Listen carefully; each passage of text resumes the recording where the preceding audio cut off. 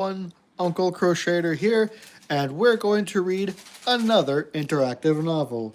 This one being The Golden Age of Pirates. Yar!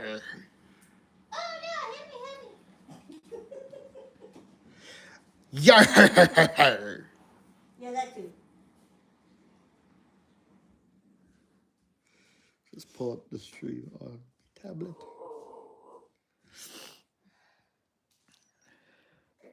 As you can see, it's got 3 story paths, 38 choices, and 14 endings. How many endings can we get? Let's find out.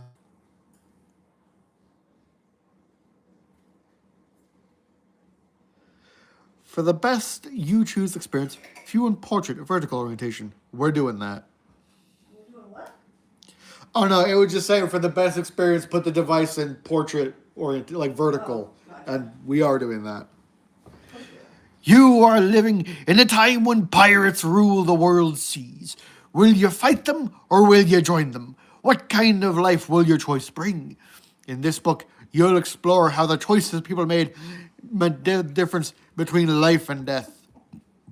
I'm changing into Scottish. Oh, God. The events you'll experience happen to real people. Chapter 1 sets the scene. Then you choose no. which path to read. Go back to Foxy. yeah. Follow the links at the bottom of each page as you read the stories. The decisions you make will change your outcome. After you finish one path, go back and read the others for new perspectives and more adventures. Use your device's back buttons or page navigation to jump back and forth to your last choice. You choose the path you take through history. Chapter 1, Sail Away! Come sail away. You live in a time of discovery, adventure, and travel. Thousands of men spend their lives on the high seas. Pirates roam the waters, looking for merchant ships carrying valuable cargo. Like pirates, privateers attack and steal from merchant ships. But they do it with the permission of their country. Navy ships chase pirates, trying to keep order on the vast seas. A life at sea is dirty and dangerous, full of great risks and great rewards. Alrighty then. Pirates roam the sea, chasing merchant ships and their valuable cargoes. In the late 1400s, European explorers first traveled to the New World, now known as North America and South America. Since then, European countries have built colonies in the New World. Merchant ships travel back to Europe loaded with gold, spices, jewels, and other treasures from the colonies. Other ships carry slaves, most of them kidnapped from Africa. But we don't talk about that. Pirates sail small, speedy ships that take them to islands and waterways other ships can't reach. Pirates look for riches to capture, and they don't care who gets in their way. Pirates are only out for one cause, their own. You scan the horizon from the shore of your Caribbean island. You'll believe life at sea would be exciting. But you know about the dangers, too. Get on the crew of the wrong Navy ship, and you might be treated horribly. Join a pirate or merchant crew, and every meeting with another ship could be your last. Gold Spanish coins, which is one type of treasure pirates would risk their lives to capture. You see a ship moving toward shore. It could be a Navy ship coming to recruit new sailors. It could be a merchant ship bringing goods, or it could be a pirate ship full of men with robbery on their minds.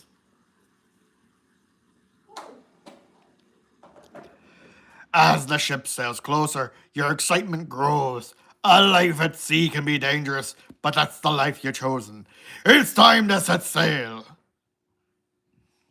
Should we chase pirates on a Navy ship in the 1690s, carry treasure on a merchant ship in the 1680s, or be a pirate and sail on a pirate ship in the 1710s? What were my options again? I was trying to get those out of my chase pirates in in the 1690s, be a merchant in the 1680s, or be a pirate in the 1710s? Oh, let's be a pirate. Yar! Chapter 2, in the Navy. In the Navy. Sorry. The ship is sailing the flag of England's Royal Navy. It has come to recruit new men into service. You know this means volunteers would be eagerly accepted. Other able-bodied young men might be forced into service too.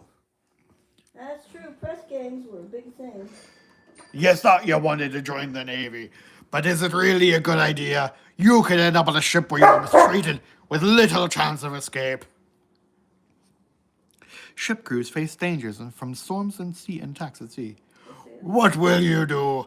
Will you volunteer to serve the Royal Navy or run and hide? We already said we want to be a pirate. Yeah, no, I'm just. Did I click the wrong thing? Pirate. Here we go. I clicked the wrong thing. Uh-huh. Chapter 4, Under a Black Flag. In your harbor town, the word is spreading. There be a pirate crew coming into port soon. The pirates are going on the account. You know this means they are rounding up new crew members. This is the opportunity you've been waiting for. Your parents died when you were a child. You were sent to live with a man who put you to work as a chimney sweep.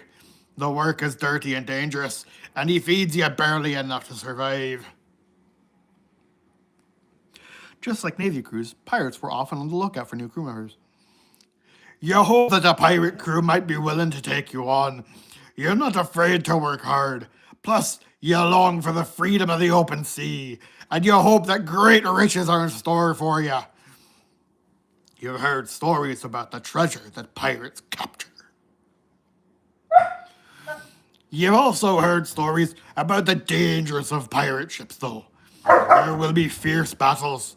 You could end up under a captain who cares about his men, or one who's as heartless with his men as he is in battle. Still, the call of the pirate life overcomes your worries.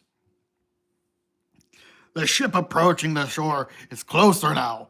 It is flying a black flag. You know what that usually means. It's a pirate ship. As the ship comes closer, you make out the details of the flag. It shows the skeleton of a devil holding a spear. The spear points at a red bleeding heart. Right away, you know who the ship's captain is. Blackbeard! He is known for his violent nature. Many people will think he's crazy. His crew is the most ruthless on the sea. On Blackbeard's crew, you will have the chance to gain riches, but you may also be horribly mistreated. Do you want to sail with Blackbeard or wait for another ship? Oh, I'm not sailing with Blackbeard. Hell no. Another pirate ship.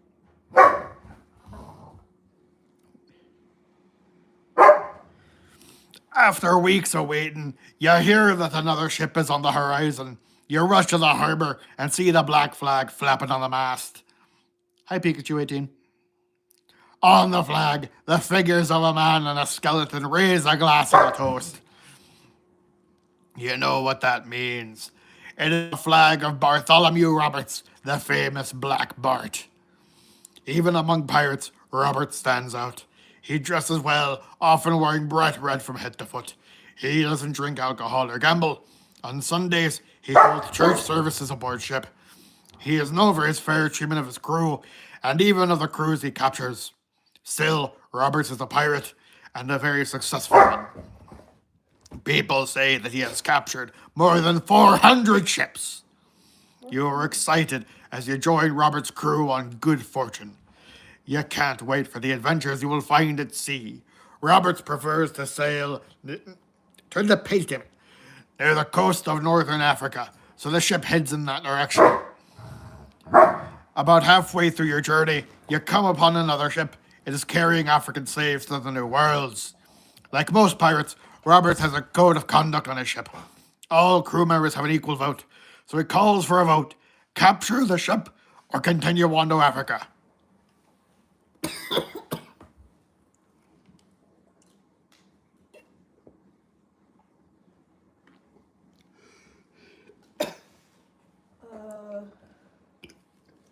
no, your turn. I answered the other one. I say we continue.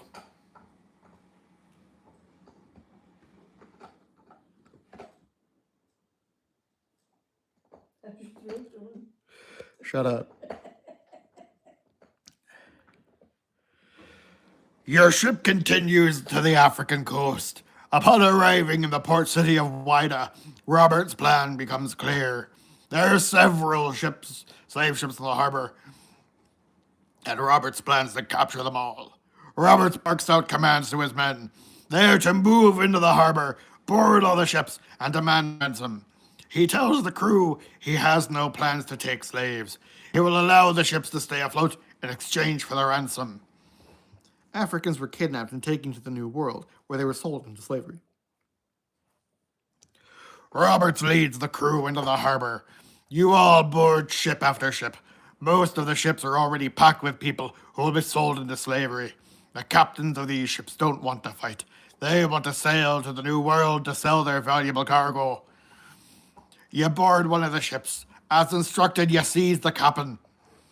In the name of Black Bart Roberts, we will allow you to pass upon payment of the ransom. You say, shaking with fear, the captain agrees. You take the ransom and return to Robert's ship. Most of the others do the same, and the ships sail off to sea. But one captain refuses. Captain, what should we do with the ship that won't pay? You ask Roberts. What do you do with a drunk? Crews who resisted the pirates' demands were in for a fierce fight. Roberts stands at the railing, staring at the ship. He turns to you. Burn it, he replies.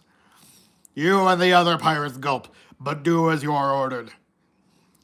You know that if you refuse, Robert's revenge will be swift and punishing. Yes, it will. The end. That's our whole. Apparently, that's our whole piratehood. That was not a very long piratehood. No. Okay. Just talk normal, honey. Sorry. That's painful to hear. Just say arg and stuff. Don't. Yarg. There you go. Yarg. You can use the vernacular without killing your voice. The reason pirates sounded like that was from yelling on a ship at sea. Yes, they could have nice, quiet conversations, but for the most part, giving out orders, they didn't have walkie-talkies. Let's read the conclusion. The power of pirates. Piracy was widespread from about 1690 to 1725. These years were known as the Golden Age of piracy. During this time, England, Spain, France, and other European countries battled for control of the lands in the New World. As European ships sailed back to Europe loaded with riches from the New World, they made an attractive target for pirates. Piracy was centered on the eastern coast of North America, throughout the Caribbean, and all the way to the northern coast of Africa. Some sailors fled their ships for a life of piracy. People turned to piracy for a variety of reasons. They were seeking better lives, trying to escape Navy service, or hoping to become rich. Some were captured and forced into service as pirates. Others mutinied against their cruel captains and took over the ships for themselves. For them, the freedom to live as they please was worth the risk of punishment or death. Most pirates' lives were anything but glamorous. Nearly all of them lasted only a few months or years before dying in battle or being executed for their crimes. Only a few managed to get out of the business and live the rest of their days in peace. In the mid-1720s, piracy was becoming less common. Better conditions on navy and merchant ships meant that fewer sailors chose to become pirates. They could satisfy their love of the seas in an honorable way. Also, the North American colonies, which would soon become the United States of America, began building and arming their own navy ships. This led to more attacks on pirate ships.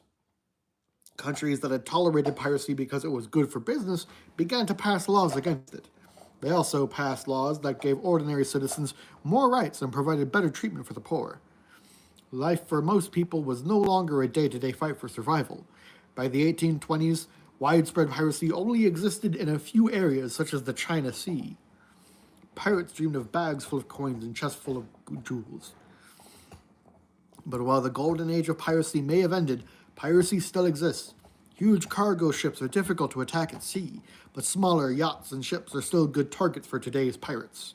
Their appearances and tactics may be different, but their mission is still the same: to steal on the high seas. Yep.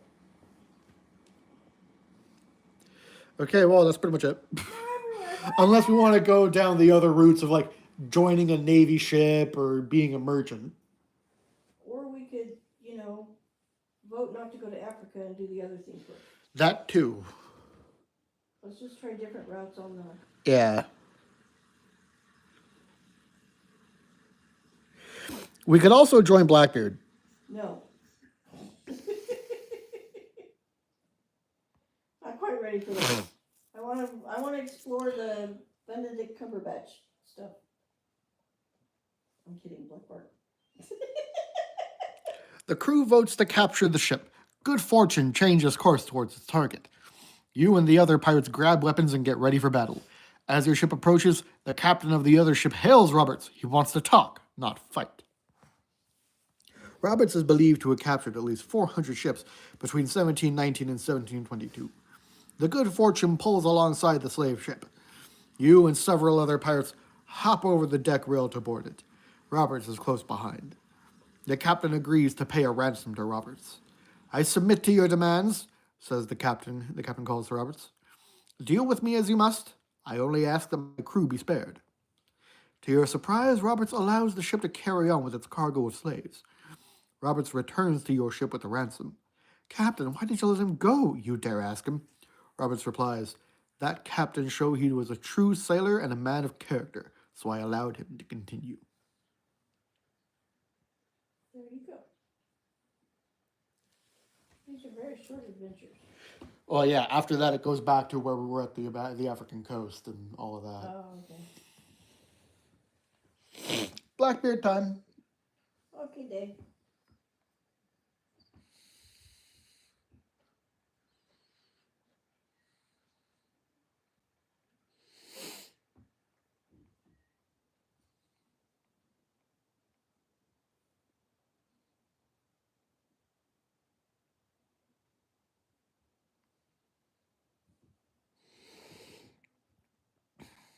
Volunteer for Blackbeard's crew.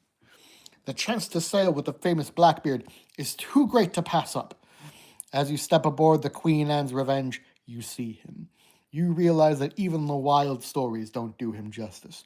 Blackbeard stands more than 6 feet tall. His long black beard is twisted into braids.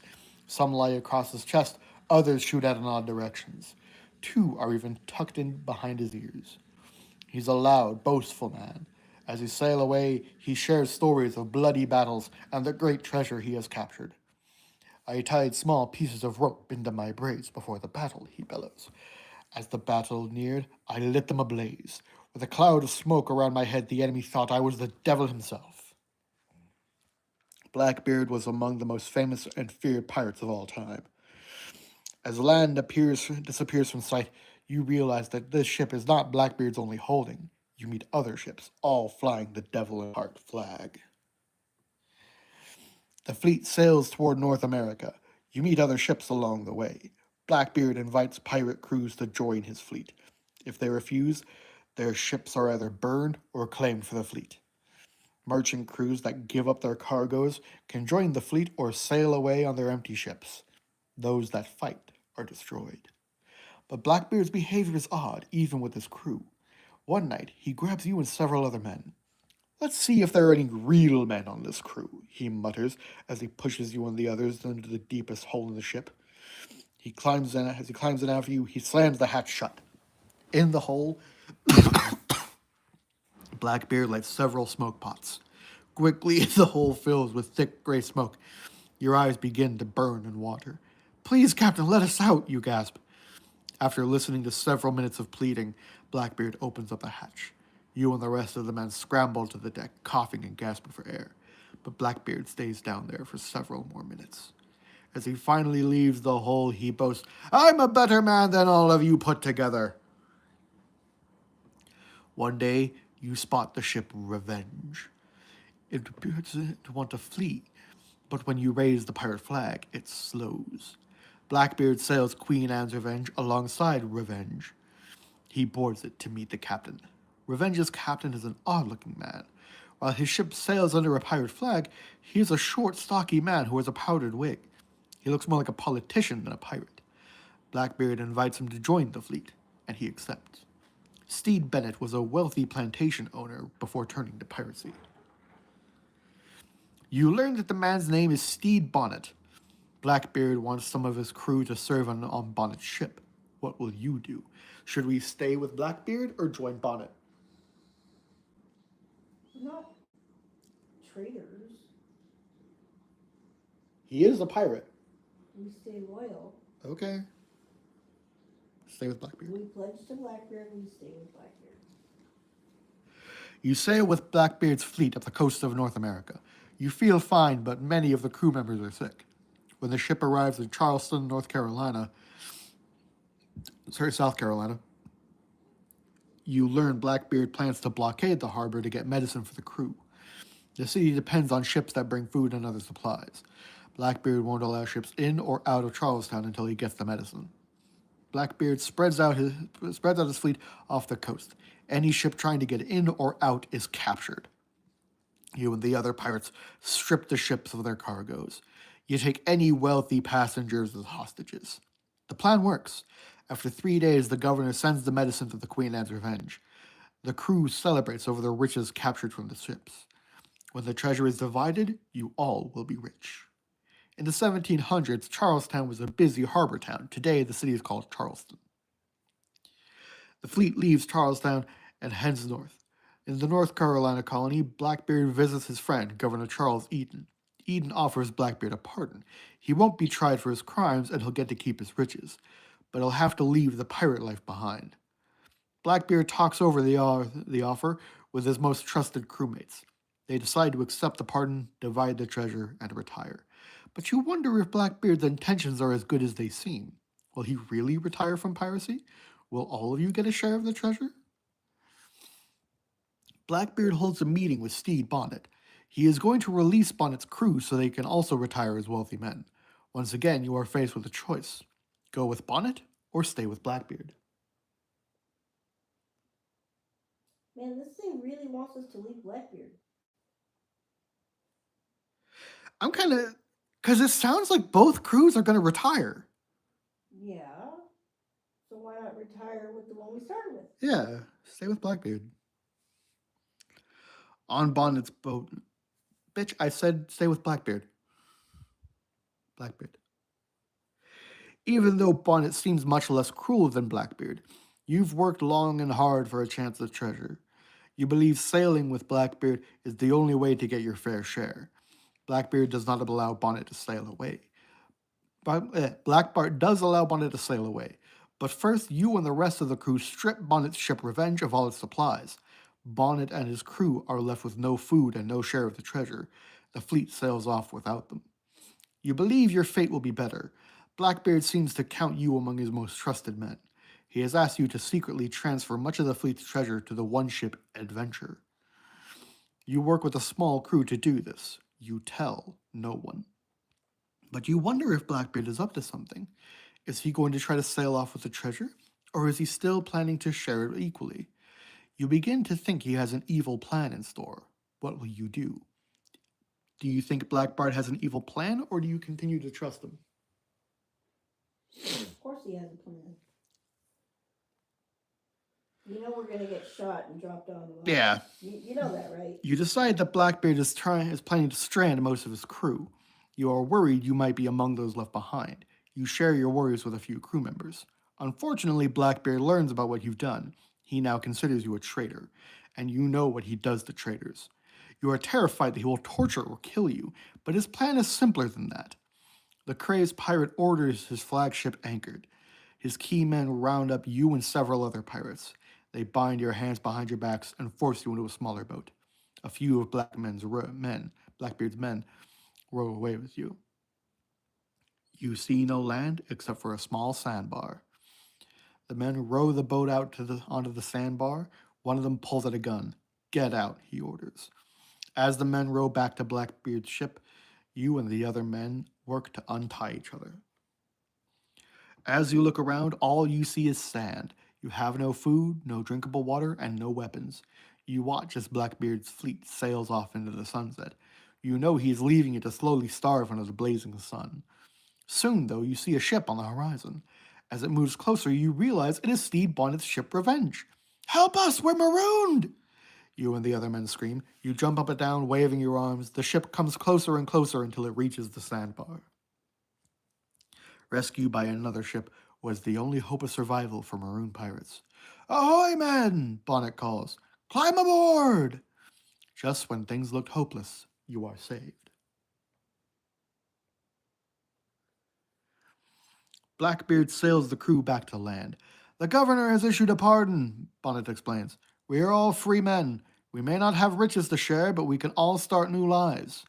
You all accept the pardon. You will not be tried for piracy as long as you promise to lead an honest life. Some men will return to the sea. It is the only life they know. It is the only way they believe they will ever become rich. To them, the chance of reward is worth the risk. Blackbeard didn't enjoy his freedom for long. In 1718, he died during a battle with the Navy. Your sailing days are over, though. Your experiences with Blackbeard and Bonnet have shown you that an honest life on land might be a better way to live. The end.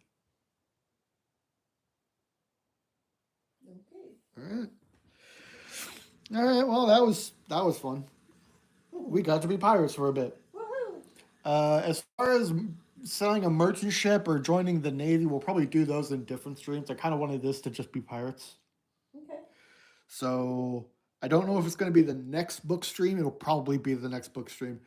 But yeah, in a future book stream, we'll come back to this and we'll do the Navy and merchant routes.